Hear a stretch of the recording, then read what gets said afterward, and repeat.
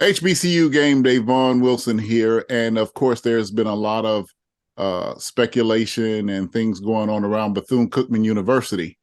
And the athletic director happens to be also the head basketball coach. So I appreciate him joining me directly off a plane. I know he hasn't even had time to unpack. Coach Reggie Theus, thanks for joining us here today on HBCU Game Day. No, Vaughn, thank you. I appreciate the opportunity to talk to you. It's been a crazy week, I guess we could say, to say the least. I can't say that, but before we get started with this interview, I got to ask you this question while I have you here. How do you feel about LeBron James breaking Kareem Abdul-Jabbar's record? Well, I think that I'm kind of like, listen, Kareem broke somebody's record. Every records are made to be broken, and I think that when you look at the enormous accomplishment, LeBron is. He's accomplished things that really not very many people have ever done.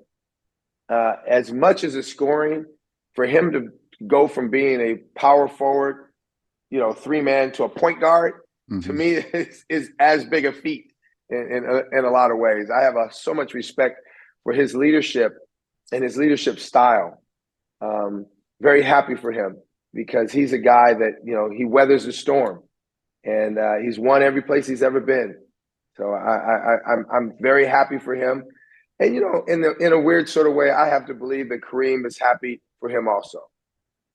All right, Coach, thanks. We just had to get that out of the way. I will say this. When it did happen, at that time, I think we all said, that never be broke again. There's no one's going to score that many points. Right. Yeah. Right. Absolutely. But I will say that there is a difference between the number of years, I think. What is the difference in years? How many years LeBron played opposed to Kareem? I got to look at those numbers. Yeah. I think that means a lot, too. Yes. When you think about it. Yeah. Okay, well, Coach, Bethune-Cookman University, there is quite a lot going on there. As the athletic director over the last 2 or maybe not quite 2 years, you've been able to try to guide the program to rebuild in certain areas and to go forward in other areas.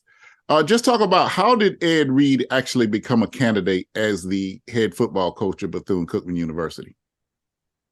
Well, we have a tremendous system, and we have a committee. There's about 5 or 6 people on the committee. We've identified through resumes, which you got over 100 resumes when the job first came open. Through the resumes and through contacts, I created a short list, and then I created a secondary list. And Ed was one of those short list people. I had 2 other guys that were, just as big, more coaching ability, more coaching. And big name guys that I thought would be really a great partner for me in my endeavors here at Bethune-Cookman, and also to build the football program. It's been an interesting process, but through interviews and also through our committee, through many conversations and talking to many people. You do your due diligence from sometime what you read and sometime what people tell you, but mostly, you talk to the people who work with these guys and who've been around these coaches before. That really does give you your best due diligence. And then, of course, the conversations that you have with them over time. And so with your conversations with Ed, what convinced you that he had the passion, had the knowledge, had the skills, and the compatibility to be the head football coach at Bethune-Cookman University? Vaughn, when you talk to people, you get a sense of their passion. You get a sense of their focus. His football pedigree is not questioned, in terms of what he's accomplished as a football player. He's done a lot of community work. He's been involved in his own foundation for a long time. And I do believe underneath it all, he's really about the kids. He's really about building. I didn't worry too much about first year coach. I didn't worry too much about his ability. Sometimes, you either can coach or you can't. And everybody has to start somewhere. I remember my first job as a head basketball coach. I mean, I had coached on different levels, but never on that level. So, when you talk to him and you deal with the passion, you deal with his pedigree, you look at what you're trying to build for the university. See, those are the things that for me were the biggest factors. He had the ability to bring to excite our fan base. He had the ability to recruit. I think he had a tremendous class he was trying to work on through the assistant coaches, and through this time here, he was talking about some guys that were 3-star, 4-star players. And then the bigger part is, I recognize that our football program, going back when we made the change in the football coach, I talked to the administration. I said, listen, there's no reason to make a change if we're not going to put a renewed emphasis on building our football program. And Ed, to me, was a part of that overall building of that football program, because we don't have locker rooms on campus. We don't have an equipment room on campus. We don't have a practice field on campus. And these are the things that I told Ed that, I needed someone that could help me build these things through fundraising and, contacts, because a lot of times the Daytona area has everybody, it's a small place. So everybody, there's a cap on where you can go when it comes to fundraising. So you have to have a longer reach. And I thought Ed gave us a very long reach with people that could help us, require our goal. And that was to build facilities and really ultimately get a winning football team in here, the one that can win a championship, and obviously build young men. I mean, I always tell people, it's easy to build athletes. It's easy to build, football players or basketball players or whatever, but it's hard to build men. It's hard to build successful people. And that's what we're really about here at Bethune-Cookman, is trying to build successful people that can go out in the workforce and become viable citizens. Well, Coach, now we move a little fast forward until when these videos came out. And the first question that came to my mind was he aware? You just said he was aware of the facilities and that sort of thing. So had he seen those facilities? It's very difficult for me to talk about this, because I have to keep my athletic director hat on, because, if I take the athletic director hat off, we're going to have a different conversation. But Ed was completely aware of our situation here at Bethune-Cookman. Ed came in kind of unbeknownst to anyone. I showed him around along with my staff, showed him every single thing that was good about the program, everything that was not good. And I also showed him one of the reasons why I wanted to hire him is because of the ability to help me build the program and build the facilities that we were talking about. So there was no excuse for him to act like he was shocked, because he knew exactly what was going on here. And he came into his office. His office was clean. It just wasn't clean to his specifications. Now, when he said something about the office, he didn't work here. He hadn't signed his contract. So I hadn't done any, major cleanup job, because the coaches had just left the building, not long ago. So there's so much of what he's talked about that comes from the wrong place. And his perspective is what he sees in front of him. Never dealt with any historical facts, never dealt with the hurricane, never dealt with anything that came along with where we are today. He walked in here and saw something and acted like he didn't know, but he knew. He knew everything, because I told him. And Coach, you just brought up another good point. It does seem like he had a lot of access on Bethune-Cookman University's campus. When you say unbeknownst, it appears that you did not expect him until contract negotiations were done, or Was there Yeah. at some point where you say, well, in good faith, let's just get started? Well, what happened is he said he was just coming in to look for a place to live. He said he was coming in just to check out a few other things that he didn't get a chance to really, lock into. And I did not expect him to stay. But at the same time, through his assistant coaches that we retained two of the assistant coaches to keep the program going. They did all the recruiting. They did all of the things that were necessary day to day. We had one of the operations person that was still here. So we had people to keep the football program functioning. So through them, as he got closer to doing the contract, I assumed he was coming here just to check things out and make him some inquiries and different things and go back home. But he decided to stay. Why? I'm not sure.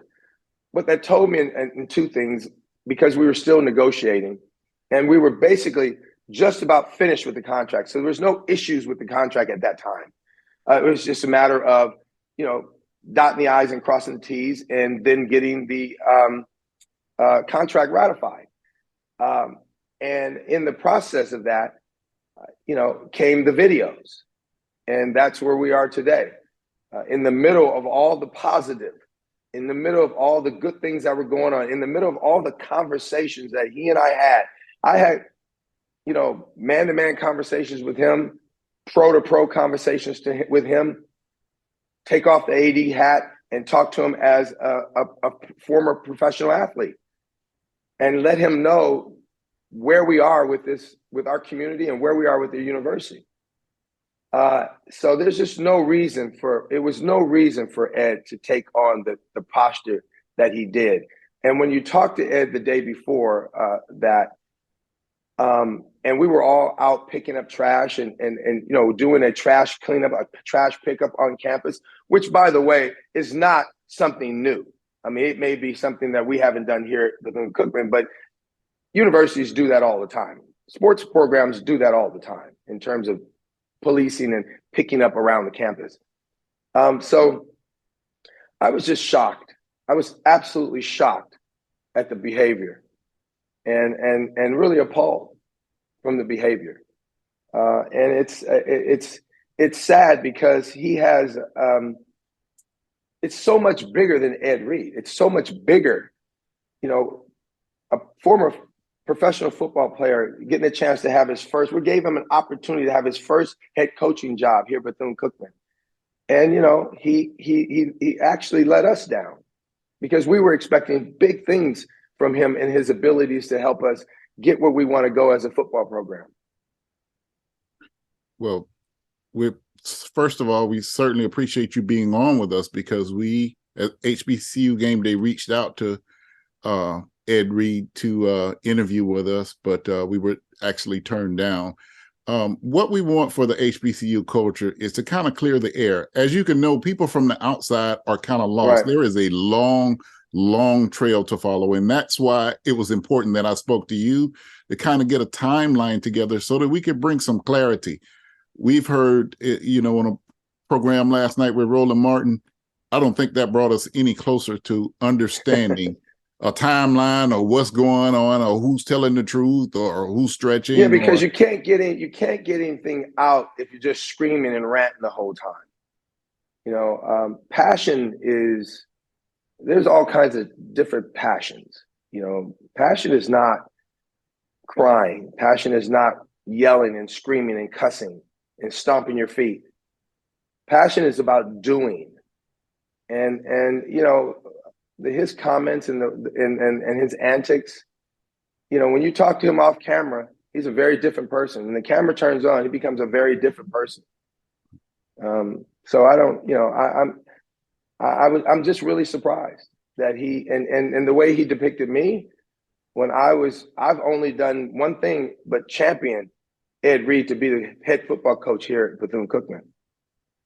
So I was a little surprised. I'm just surprised that, in the way that he's been acting. I'm surprised in the sense that he made himself bigger than the university. And even after he got here, and I wanted to give him a little bit of a bye.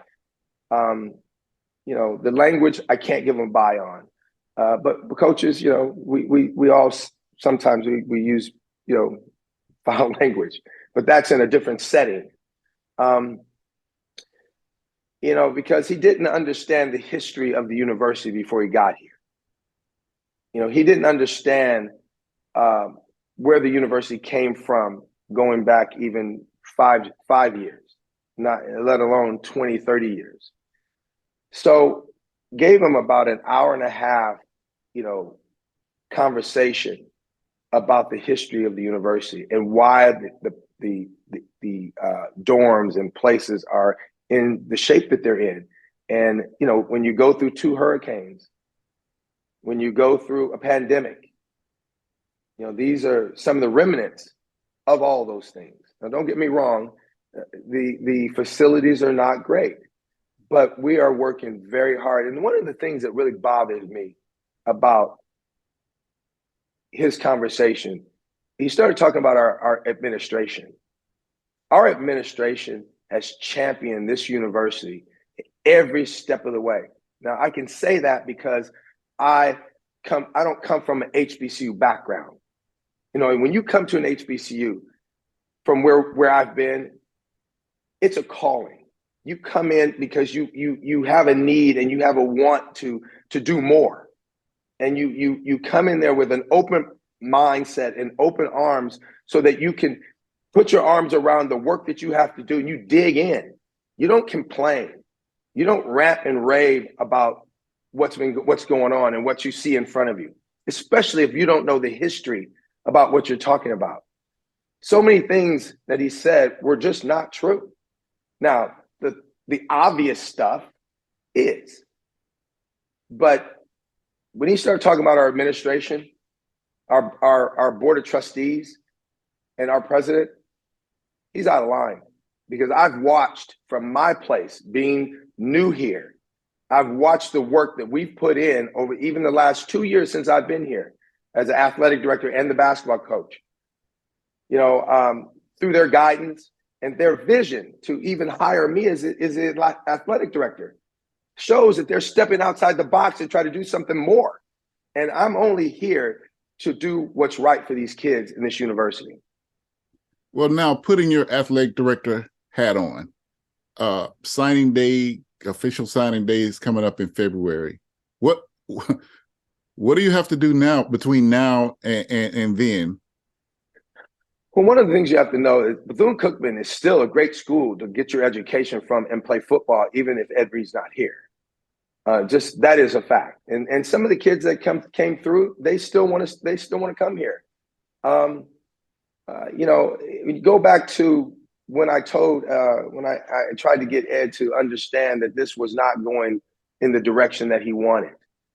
I tried to give him an opportunity in the conversation to try to make him understand that what he did in that rant and the videos afterwards, this was not going to work.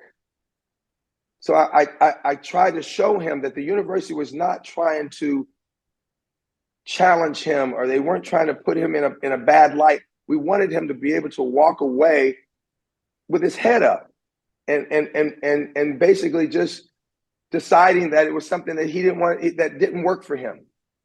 And he talked about the kids being on campus. Well, we weren't going to say anything about what was happening on campus that weekend, this past weekend.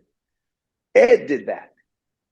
He jumped the gun on all of that and basically did all that to those families and kids because we had talked to him about it, but it was not something that we were going to just announce right away. We were waiting, because we wanted to have that conversation with him. We wanted him to have the opportunity to basically to walk away, because he didn't sign the contract, so he wasn't an employee. But if it didn't work for him, that was okay for us, and we would have said the same thing.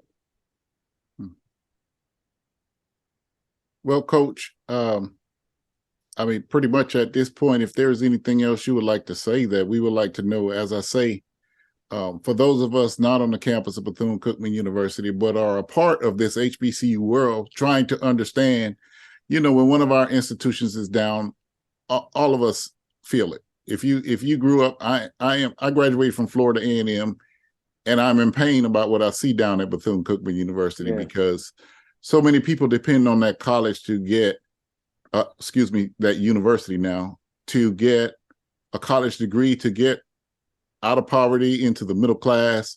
The SWAC depends on that team to round out our number of schools. There are so many people that depend on Bethune-Cookman University to be successful that it is a little unnerving. And what would you say to us who are on the outside looking in, who haven't followed every single, video? Well, what makes it tough, Vaughn, is that when people make accusations, that people have to understand that just because you say something doesn't make it true. Like, just let me give you an example of our administration. We went through 2 hurricanes within a month of each other. Our football team was on the road the entire time. Our administration basically charged me with just make sure they're safe, make sure they're well taken care of, and make sure they're safe. They were on the road for a month. You know how expensive that is?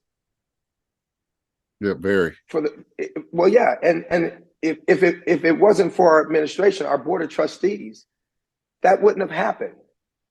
So, when you start to say that our administration doesn't care about these kids, you are dead wrong. You are dead wrong. And and you start to look at, not only was the football team out, but the track team and the volleyball team were both out also. And the administration spent an enormous amount of money to make sure our kids were safe, and really they were working out, and other HBCUs were coming to our aid, and eating and their Sodexo and working out in their facilities. They worked out in better facilities than we have here a lot of times, and they were staying in hotels, and of course it was tough. But that was just one example of the type of administration that you have here that is really about the kids. We were one of the first people, to give the credit to our president, he was one of the first people to basically evacuate. And our infrastructure, we have to keep building it. So I'm just really disappointed as much as anything, because I saw the possibilities of what that relationship could have done for our athletic department and predominantly the football team. But to see him trash our administration, it disturbs me, because he has no right nor no reason to do that. Well, Coach, I got probably my last question, because even watching the interview that happened last night, it appears that he and his team still have some hope of pursuing this position. What would your thought on that be? Yeah, no shot. Mm-hmm. I'll ask anybody, guys at the airport, just, they were kind of laughing and stuff, and they were talking about the situation. And I said, well, why don't you stand up in front of your bosses right now and have a cussing rant about how things are at your job, and see what happens after that. So even though I was trying to look at him and say, well, maybe because he didn't understand, but he just wouldn't stop. And he wasn't authorized to meet with the kids after I told him that it wasn't going to work. Okay, but he did.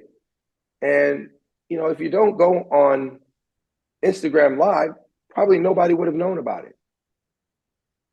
But if you have a need to be in front of the camera all the time, you have the responsibility to conduct yourself in a proper manner.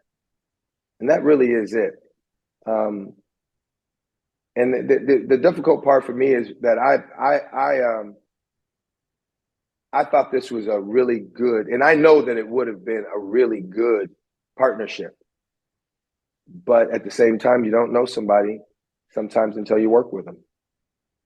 All right, Coach, once again, on behalf of myself and the crew at HBCU Gameday, we know you are straight off of the plane, straight off of a road trip. We appreciate you coming on to try to help add some clarity, which is the whole purpose of this conversation. As we try, as I said, the people on the outside of Bethune-Cookman University try to put the pieces together. We wish you luck the rest of the basketball season. And once again, thanks for joining us. Thank you.